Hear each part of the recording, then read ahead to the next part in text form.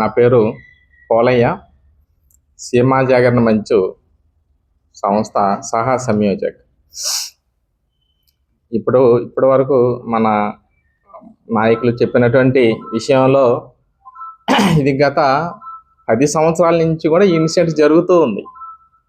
అయితే మేము కూడా మా గ్రామాలు ఉన్నటువంటి గ్రామ పెద్దలు ఎవరైతే వేట చేస్తున్నామో మీ అందరూ మన వాళ్ళందరూ కూడా దాన్ని అప్పటి నుంచి ఖండిస్తూ వస్తున్నారు.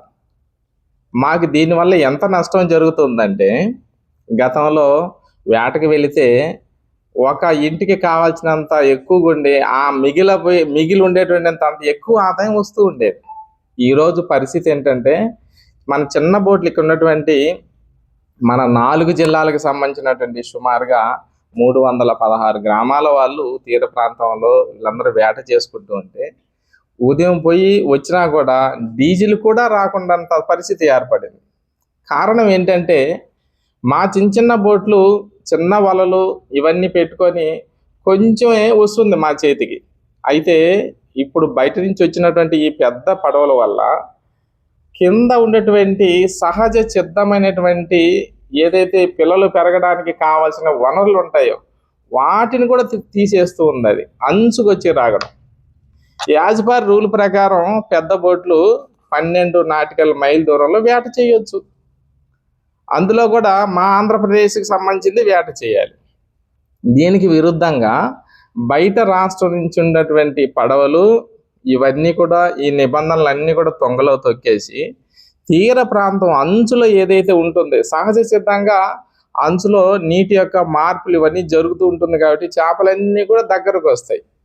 అలాంటి దగ్గరగా ఉన్నటువంటి చేపలన్నిటిని కూడా వాళ్ళు మా అంచులోంచి పూర్తిగా లాగేసేయడం, మా వాళ్ళకి ఎవరైతే ఇక్కడ వేట చేస్తున్నారో వాళ్ళందరికీ కూడా కడుపు మీద కొట్టడం, ఇది ఒక రకమైనటువంటి నష్టం. అయితే వాళ్ళు వచ్చేటప్పుడు ఇంతకుముందు మా జిల్లా నాయకులు చెప్పారు, వలలు కొట్టేసేయడం, తెగ్గొట్టేసేయడం, అవసరమైతే వాళ్ళ మీద రాడ్లు దాడి చేసిన దాఖలాలు కూడా. వాళ్ళ దగ్గరేమో పెద్ద బోట్లు స్ట్రాంగ్గా బాగా ఉంటాయి, మన దగ్గర ఉండేదేమో చిన్న బోటు, అసలు అది అట్లా తగిలినా కూడా పగిలిపోయేటటువంటి పరిస్థితి ఉంటుంది మన చిన్న బోట్లు. ఇలాంటివి చాలా సంఘటనలు జరిగినాయి. ఇవన్నీ కూడా అందరి దృష్టిలో కూడా ఉంది. కానీ దీనిని ఈసారి మా తీర ప్రాంతంలో ఉన్నటువంటి గ్రామ కాపుల ఆధ్వర్యంలో నాయకులు మిగతా సంస్థల వాళ్ళు కాకుండా గ్రామ కాపుల ఆధ్వర్యంలో దీన్ని ఒక నిర్ణయం చేశారు. ఈసారైనా సరే దీన్ని ఖచ్చితంగా ఒక కొలిక్కి తీసుకురావాలి, దీన్ని గ్రామ కాపుల ఆధ్వర్యంలో అని చెప్పేసి ఆల్రెడీ ప్రభుత్వం దృష్టికి రావడం, అక్కడ ఉన్నటువంటి వాళ్ళందరినీ బోట్లో ఉన్నటువంటి వాళ్ళని బయటికి పంపించేసి ఆ బోట్ని అక్కడ కట్టి పెట్టడం, పెద్ద బోట్లు ప్రభుత్వం దృష్టికి రావడం, ఇవన్నీ కూడా జరిగింది. అయితే ఇప్పుడు దీనికి పరిష్కార మార్గం ఏదైతే ఉందో అది పరిపూర్ణంగా జరగడం లేదు.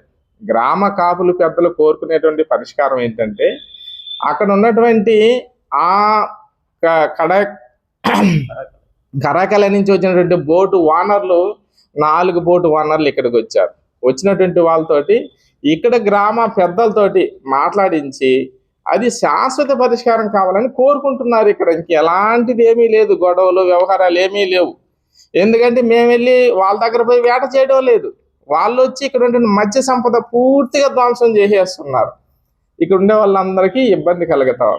కాబట్టి దీనిని ప్రభుత్వం పెద్ద మనసుతో ఆలోచించి వాళ్ళందరినీ కూడా రమ్మని చెప్పి వీళ్ళు కూడా కూర్చోబెట్టి పరిష్కారం చేయాలి. అయితే ఈ పరిష్కారం చేసేటటువంటి పని అక్కడ నెల్లూరులోనే ఎక్కడ కూర్చొని పరిష్కారం చేస్తే అవ్వదు. ఎందుకంటే గతంలో జరిగింది. గతంలో అదేసారి 3 సార్లు బోట్లు పట్టుకున్నారు. అయ్యో అక్కడి నుంచి ఫోన్ వచ్చింది, వాళ్ళని మనం ఇబ్బంది కలిగించకూడదు, అనేక రకాల కారణంతో ఆ పడవలు వదిలేయడం జరిగింది. కానీ ఎవ్వరికడు దానివల్ల చిన్న పరిష్కారం దిశగా భయపడి ఇంకోసారి ఈ ఏరియాకి వెళ్ళి వేట చేయకూడదు అని ఆలోచించిన దాఖలాలు ఒక్కటి కూడా లేవు. ఎలా పరిష్కారం కావాలి? పరిష్కారం అది గ్రామ పెద్దలు, మా గ్రామ కాపులు ఆల్రెడీ సిట్టింగ్ వేసి కూర్చున్నారు ఇప్పటివరకు 2 సార్లు. ఆ గ్రామ కాపుల దగ్గరకు వచ్చి మాకు కావాల్సింది ఈ ఏరియాలో వేట చేయకూడదు, వాళ్ళ నిబంధన యాజ్ పర్ రూల్ ప్రకారం ఏదైతే ఉందో ఆ ఏరియాలో వేట చేయొచ్చు, ఇది పరిష్కారానికి కూర్చొని మాట్లాడుకోవాలని మనం కోరుకుంటున్నాం. ఇప్పుడు 4 బోట్లు మన దగ్గర ఉన్నాయి ఇక్కడ. అదే మా 312 గ్రామాలు ఉన్నాయి తీర ప్రాంతంలో. సుమారుగా ఒక 5-6 లక్షల మంది దీని మీద వేట చేస్తున్నారు, రోజువారీ పని. వాళ్ళందరూ కూడా సంపద లేకుండా పూర్తిగా నష్టపోయారు. ఇది ఈ రోజు ప్రారంభించింది కాదు, గత 10 సంవత్సరాల నుంచి జరుగుతున్న సంఘటన ఇది.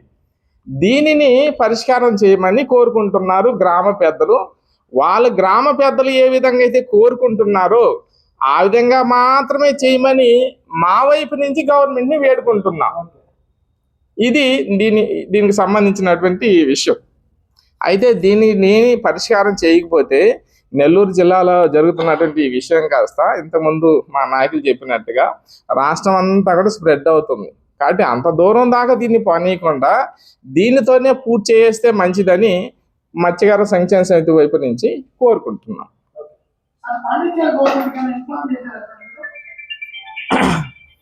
మనం ఇక్కడ బోట్లు ఏదైతే మన దగ్గరకు వచ్చిన బోట్లు మనం పట్టుకున్న తర్వాత దాంట్లో ఉండే డ్రైవర్ని, ఖలాసీల్ని అక్కడ దించేసి మనం గవర్నమెంట్కి హ్యాండ్ ఓవర్ చేసాం, పోలీసులకి, మత్స్యశాఖకి హ్యాండ్ ఓవర్ చేసాం. వాళ్ళకి చెప్తేనే కదా వాళ్ళందరూ ఇప్పుడు సిట్టింగ్కి వచ్చారు ఇక్కడికి. వాళ్ళు ఏమంటున్నారంటే వచ్చి ఏదైనా ఉంటే మేము డబ్బులు కట్టేస్తాం, వెళ్ళిపోతాం, మళ్ళీ మీ దగ్గరకు వచ్చి దాడి చేసి మీదంతా ధ్వంసం చేసేస్తున్న ధోరణిలో వాళ్ళు ఉంటున్నారు. మనమేం కోరుకుంటున్నామంటే అట్లా కాదు. ఇప్పుడు మీ దగ్గరకు వచ్చి మేము యాడ్ చేయడం లేదు కదా, మీ సంపద మేము తెచ్చుకోవడం లేదు కదా, మా సంపద మాకే, మా ఏరియాలో మా దగ్గర ఉండే సంపద మాకే కావాలి, మేము కూడా మీలాగా బతకాలి కదా. కాబట్టి ఇట్లా మీరు చేసేటువంటి అఘాయిత్యాలు, దౌర్జన్యాలు, వ్యవహారాలు ఏమున్నాయో ఇవన్నీ కూడా చాలా సంఘటనలు జరిగి ఉన్నాయి. అవన్నీ జరగకూడదు, మా దగ్గరకు వచ్చి వేట చేయకూడదు అని మా గ్రామ కాపుల పెద్దలందరూ కూడా కోరుకుంటున్నారు. వారు కోరుకుంటున్న విషయానికి మేము సపోర్ట్ చేస్తున్నాం యాజ్ ఏ సంస్థగా. మా గ్రామ కాపుల యొక్క పెద్దలు ఎలా నిర్ణయిస్తే అలా పొమ్మని చెప్తున్నాం. మనం మరిన్ని అప్డేట్స్ కోసం మన HN9 టీవీ ఛానల్ని సబ్స్క్రైబ్ చేసుకోండి.